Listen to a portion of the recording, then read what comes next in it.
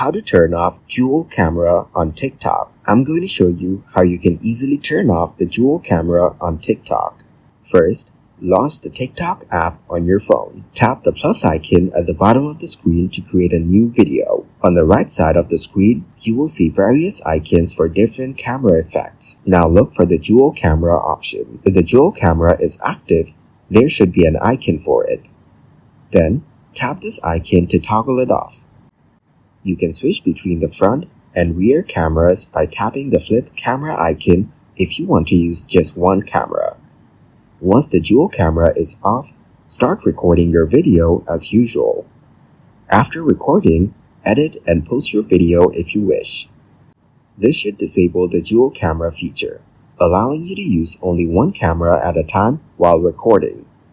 You can remove the effect by clicking on the effects and seeing the circle with the line.